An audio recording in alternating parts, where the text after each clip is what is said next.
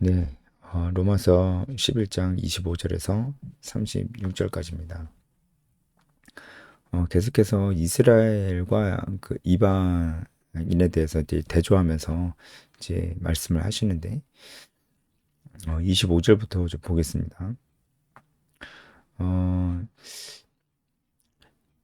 이방인의 충만한 수가 돌아오기까지 이스라엘의 더러는 우둔하게 된 것이라 이렇게 나와 있는데요. 어, 이방인의 충만한 수가 얼마나 되는지 이제 알 수가 없습니다. 그 이런 비슷한 표현들이 그 성경에 종종 나옵니다. 요한계시록도 나오고 그 어떤 그 수가 될 때까지 하나님이 참으신다. 수가 어떤 숫자가 그러니까 이게 회심하면은 그때 오신다. 아, 그때 나오는 그런 뭐 숫자들은 뭐 예를 들어서 뭐 14만 4천 명 있잖아요. 이런 숫자들은 굉장히 비유 상징적인 숫자라고 할 수가 있습니다. 그러니까 여기 이방인의 충만한 수도 어떤 뭐 정해져 있는 딱 숫자가 있다기보다는 물론 하나님은 아시겠죠. 근데 그 몇 명이냐 이게 중요한 게 아니고 하나님께서 어, 택하시려고 작정하신 그 영혼들을 얘기를 합니다. 하나님께서 태초부터 작정하신 그 사람들이 그 이방인의 그 선택받은 사람들이 다 돌아오기까지 이스라엘의 더러는 우둔하게 된 것이라 이렇게 나와 있어요.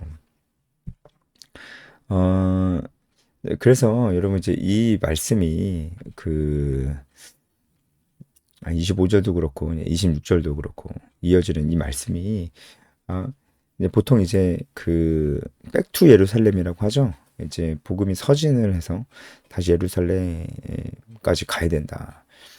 아, 그 백투 예루살렘을 얘기하는 사람들이 이 부분을 많이 이제 그렇게 해석을 하는데 그래서 결국은 마지막에 유대인들이 이제 하나님께 다 돌아와야 된다. 복음이 지구 한 바퀴 돌아서 다시 예루살렘으로 가서 유대인들이 하나님께 돌아와야지.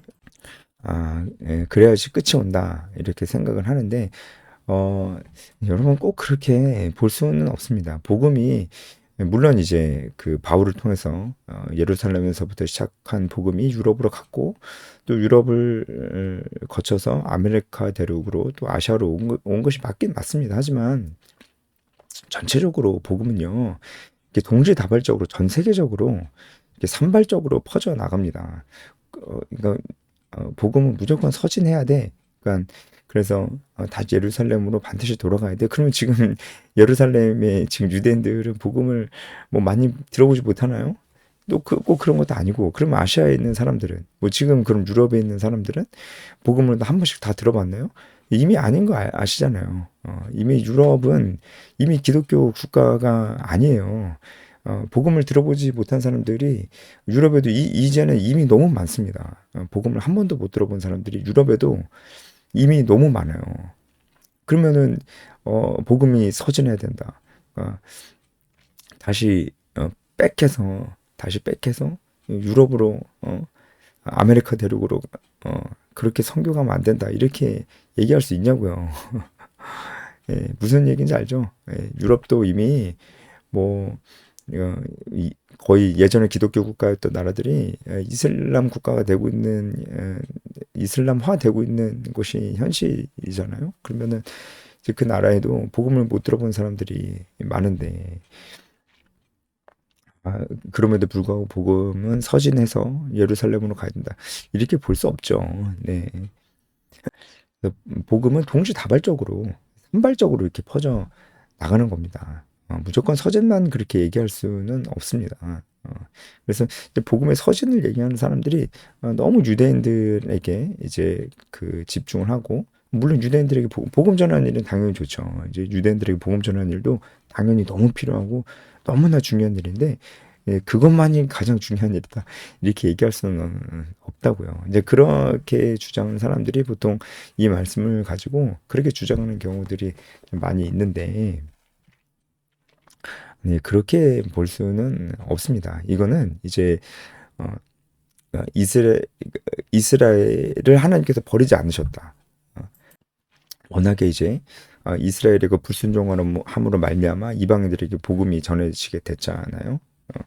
그래서 이방인들이 결국 이 복음으로 말미암아 하나님의 자녀가 됐는데, 그래서 이제 이스라엘의 불순종이 많이 강조가 되고 이스라엘이 마치 이제 굉장히 소망이 없는 민족처럼 그렇게 여겨질 수도 있는데, 그렇지 않고 하나님께서 여전히 이스라엘도 유대 민족도 사랑하신다. 그들을 아주 하나님께서 특별하게 여기신다. 하나님께서 그들을 구약 시대 때 그들을 선택하셔서, 네, 그 안에서 예수님도 나오고 하나님이 그 안에서 놀라운 역사들을 행하셨기 때문에 이스라엘을 특별히 여기시고 절대 버리지 않으신다. 이스라엘을 버리지 않으신다의 강조점이 있는 거지. 이게 결국은 온 유대인들이 주님께 돌아올 때 예수님이 재림하신다 이렇게 보기는 좀 어렵습니다. 네. 이방인들의 구원을 많이 강조하다 보니까 마치 이스라엘이 마치 이제 하나님께 버림받은 것 같아 보이는데, 그렇지 않고 하나님께서 이스라엘 절대 버리지 않으셨고, 하나님께서 이스라엘을 기억하시고 그 베푸신 은혜들을 기억하시고 이스라엘 안에서도 반드시 회심자가 나오고 주님께 돌아오는 사람들이 반드시 나온다. 네, 이 부분을 강조하면서 이방인의 충만한 수가 들어오기까지 이스라엘의 털을 우둔하게 된 것이다. 그래야 온 이스라엘이 구원을 받으리라. 이 말씀은 그래서 하시는 겁니다. 여기서 그래서 이제 온 이스라엘이 구원을 받으리라 하는 말씀도 진짜 온 유대인들이 다 구원을 받는 게 아니고, 이건 또 하나님이 정하신 숫자죠. 그러니까 선택받은 자들이 이제 다 하나님께 돌아오게 된다는 거예요. 결국은 이방인들과 마찬가지로 유대인들 중에서도 하나님께 선택받은 자들이 결국은 하나님께 돌아오게 된다. 그때가 온다.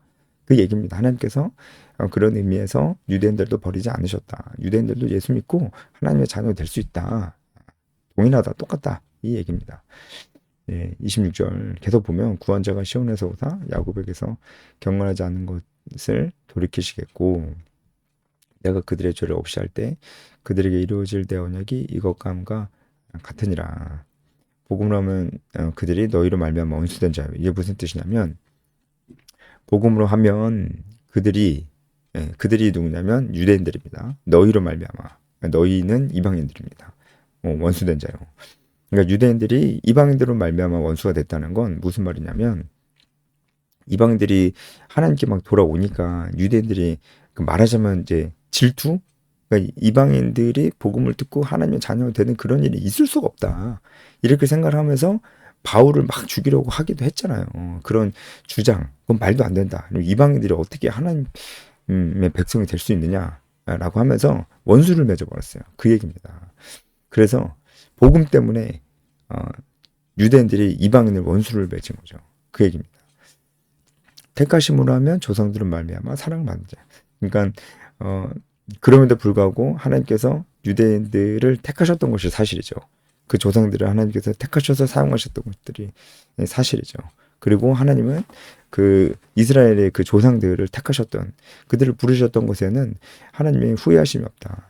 그것은 결코 변하지 않는다라는 그런 뜻입니다. 우리가 이제 이 말씀도 찬양으로도 부르고, 하나님의 부르시면 후회하심이 없다는 우리가 찬양으로도 부르고 그러잖아요. 맞아요. 그래서 분명히 분명한 거는 이제 가장 우리가 양보할 수 없는 아주 간단하고 명료한 전제는 오직 예수 그리스도를 믿는 자들만이 구원을 얻을 수 있습니다.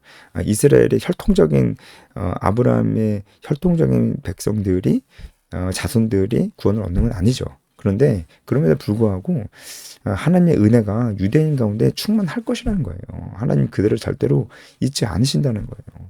뭐 그런 의미에서 우리가 지금도 유대인들에게 복음을 전하는 것에 굉장히 큰 관심을 가지고 집중하는 것도 당연히 좋죠. 당연히 좋지만 이제 문제는 그것만 중요하다라고 얘기하는 게 문제라는 거죠. 유대인들은 하나님께서 특별하게 여기십니다. 특별하게 하나님께서 유대인들을 여기셔요. 그들의 조상들을 택하여 부르셨었으니까. 그리고 하나님께서 그렇게 하셨던 것들을 후회하지 않으시니까요. 너희가 전에는 하나님께 순종하지 아니하더니 이스라엘이 순종하지 아니함으로 이제 긍휼을 입었는지라. 이게 뭐냐면 이제 이스라엘 사람들이 순종하지 않고 예수님을 배척해서 결국은 이제 다 멸망해서 다 죄에 빠지게 됐잖아요. 그런데도 하나님께서 그들을 긍휼히 여기셨다. 이겁니다. 순종하지 아니함으로 긍휼을 입었다는 얘기가 순종하지 않은 게 잘했다는 게 아니고 그들이 순종하지 않았음에도 불구하고 하나님께서 그들을 긍휼히 여기셨다. 하나님께서 이스라엘을 절대 포기하지 않으신다. 그들 중에서도 분명히 충만한 수가 하나님께 돌아온다. 이 얘기입니다. 이와 같이 이 사람들이 순종하지 아니하니 이는 너에게 베푸시는 긍휼로 이제 그들도 긍휼을 얻게 하려 하십니다. 이방인들이 받았던 그 긍휼하심을 이스라엘 사람들도 그대로 받게 된다는 것이죠. 하나님 모든 사람을 순종하지 아니하는 건데 가두어 두심은 모든 사람에게 긍휼을 베풀려 하십니다. 이것이 마치 이 말씀이 하나님이 사람들로 하여금 불순종하게 만드는 것 같은, 순종하지 아니하는데 가두어 두신다고 하니까 사람들을 불순종하게 만드시는 것 같은 느낌이 드는데 당연히 아니죠. 그죠? 그들이 불순종하는데 하나님께서 그냥 두시고 참으신 겁니다. 그러니까 로봇처럼 그들을 기계적으로 순종하게 만들지 않으셨다는 거예요. 그들을 그냥 두신 겁니다. 그렇게 두시면 모든 사람의 긍휼을 베풀려 하시리로다. 결국은 우리가 불순종했는데 하나님께서 우리에게 긍휼을 베푸셨다는 얘기죠. 이것은 이방인에게도 유대인에게도 마찬가지라는 겁니다. 그래서 33절부터는 이 하나님의 은혜에 대해서 이제 찬양하고 감격하고 하는 그런 내용들입니다. 여러분들이 이제 읽어오시면 되겠고, 우리가 받은 이 구원이 얼마나 놀라운 것인지, 우리가 순종하지 아니함에도 불구하고 유대인들이 그렇게 예수님을 배척했음에도 불구하고 그들이 율법을 알면서도 예수님을 믿지 않고 불순종하고 믿는 자들을 가두고 핍박했음에도 불구하고 하나님께서 그 유대인들을 절대 포기하지 않으신다라는 겁니다. 그 중에서도 믿는 자들이 반드시 돌아온다. 라고 하는 것입니다. 우리가 이 말씀을 보면서 여러분도 각자 묵상 포인트를 잘 잡아보시기 바랍니다. 저는 여전히 이 말씀을 보면서 유대인들 사실 생각하면 유대인들이 정말 예수님 십자가에 못 박고 그리고 그 이후에도 그 땅에 세워지는 최초의 교회들을 얼마나 핍박을 많이 하고 바울도 잡아서 죽이려고 하고 막 그랬어요. 유대인들이 얼마나 그랬어요. 그렇게 생각하면 그 유대인 공동체, 유대 민족은 너무나 어둡고 정말 소망이 진짜 없어 보이고 율법을 아는데도 그러니까 너무나 소망이 없어 보이고 진짜 하나님이 그들에게서 촛대를 옮기시고 이제 그들에게는 전혀 복음을 전할 필요도 없어 보이고 유대인들 하나님 아는데도 저러니까 그리고 저렇게 복음 핍박하니까 이젠 유대인 너네들은 끝 촛대를 옮기셨어 하고 유대인들 빼고 이제 이방인들에게 복음을 전하는 게 오히려 나은 것 같고 그렇게 생각하죠. 우리도 이제 아직 복음이 예루살렘으로부터 시작해서 서진하니까 이미 복음이 지나왔던 곳은 유럽이나 미국은 거기는 갈 필요가 없고 지금 카톨릭 국가도 카톨릭 국가니까 거기에 선교하러 갈 필요 없고 우리도 이렇게 생각하는데 아니라고요. 그렇지 않다고요.